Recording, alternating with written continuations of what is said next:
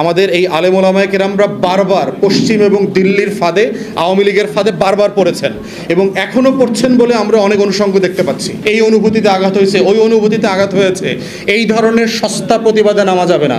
তো future প্রজেকশনটা enemy সাপেক্ষে করতে হয়। তো সেইখানে আপনার দেখবেন যে 90-এর দশকের যদি লেখাজোখাগুলো পড়েন, আপনার দেখবেন যে বিখ্যাত বইগুলো এসেছে, প্রত্যেকটা বইতে ফিউচার এনিমি আকারে ইসলাম, মুসলিম সোসাইটি, মুসলিম কান্ট্রি এবং মুসলমানদের সভ্যতাকে আইডেন্টিফাই করেছে যে পশ্চিমা সভ্যতার আগামী দিনের শত্রু হচ্ছে মুসলমানরা। এবং জেনারেল ম্যাকক্লেস্কি নামে আমেরিকান বড় জেনারেল ছিল, তার একটা ইন্টারভিউ আপনারা ইউটিউবে এখনও পাবেন। সেটা হচ্ছে 1/11-এর ঘটনার আগেই পেন্টাগনে উনি গেছেন, ফেরবার পথে ওনার এক জুনিয়র অফিসার বলছে যে এখানে তো প্ল্যান হয়েছে 7টা মুসলিম দেশে যুদ্ধ করা হবে, ফ্লাড করে দিতে বলা হয়েছে। তো উনি আশ্চর্য হইলেন যে 7টা মুসলিম দেশ, তো আমরা মানে এটার কারণ কি, কেন হবে এটা? বলেছে এত কিছু জানি না, বড় ধরনের ইভেন্ট ঘটবে। তখনও কিন্তু 1/11 হয় নাই। এটা আমেরিকান জেনারেলের বক্তব্য, তার ভিডিও বক্তব্য আছে।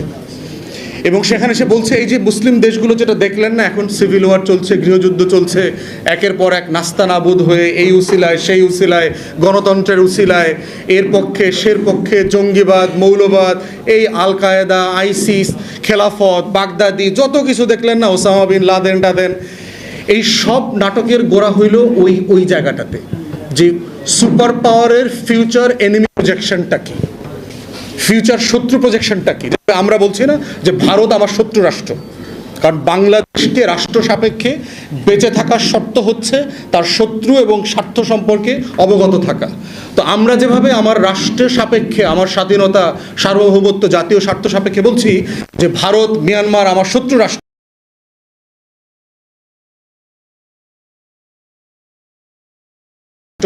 ঠিক একইভাবে সুপার পাওয়াররা তার শত্রু রাষ্ট্র, শত্রুপক্ষকে সেটা আইডেন্টিফাই করেছে এবং এই পলিসি তারা চেঞ্জও করেছে। গত 2-3 বছর আগে অফিসিয়ালি পেন্টাগন, স্টেট ডিপার্টমেন্ট তার ফিউচার প্রজেকশন চেঞ্জ করে এটাকে চায়নাতে নিয়ে আসছে, যে তার ফিউচার এনিমি প্রজেকশন হচ্ছে এখন চায়না। তো সে আলোচনা যাব না। তাহলে সেই জায়গা থেকে দেখেন যে তারা একটা ডিসকোর্স তৈরি করেছে যে মুসলিম কান্ট্রিগুলো, এলাকাগুলোকে সেভাবে ডিল করবে। এই প্রজেক্টের নাম হচ্ছে আপনার ওয়ার অন টেরর।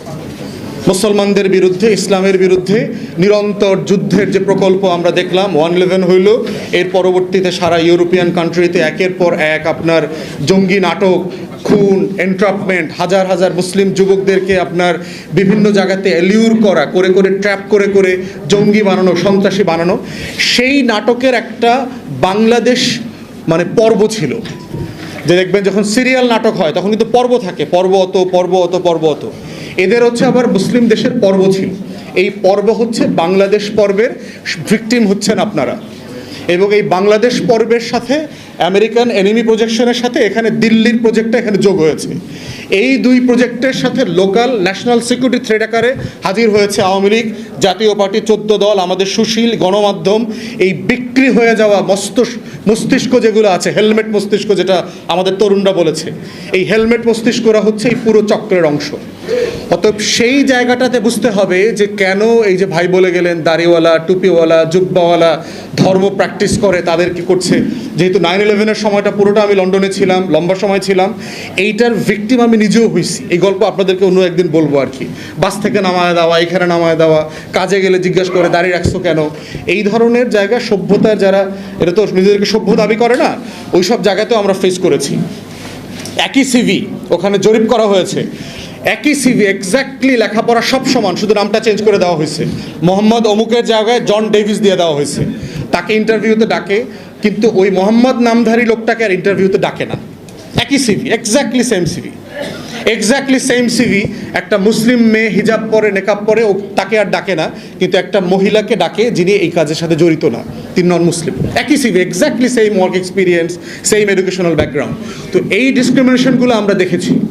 অতএব সেই জায়গাতে যারা ভিকটিম ফ্যামিলি আছেন, যারা এগুলো নিয়ে ক্যাম্পেইন করছেন, আমাদের হচ্ছে ভিকটিমদের হয়ে লড়াইটা যেমন জরুরি, এই লড়াইটা চালিয়ে যেতে হবে। এই লড়াইয়ের মধ্য দিয়ে কারা কারা আমাদেরকে শত্রু নির্ণীত করেছে তাদেরকেও চেনা জরুরি। তাদের কোনো পড়া ফাঁদে যেন আমরা না পড়ি। এবং এই ফাঁদে আমাদের আলেম ওলামায়ে কেরাম বহুবার পড়েছেন।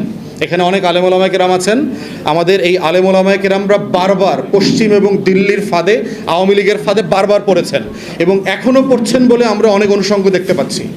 অতএব খুব সাবধান, আপনারা ফাঁদে পড়া মানে হচ্ছে এইখানকার কোটি কোটি মানুষ, কোটি কোটি মুসলমান বিপদে পড়বে আবার। তো এই জন্য হচ্ছে প্রতিবাদ করতে হবে, লড়াই করতে হবে, শত্রু চিনে করতে হবে, ন্যায্যতার ভিত্তিতে করতে হবে। নিজের হাতে আইন তুলে নেওয়া যাবে না। ঠিক একইভাবে হচ্ছে নোংরা কোনো ক্যাম্পেইনের অংশীদার হওয়া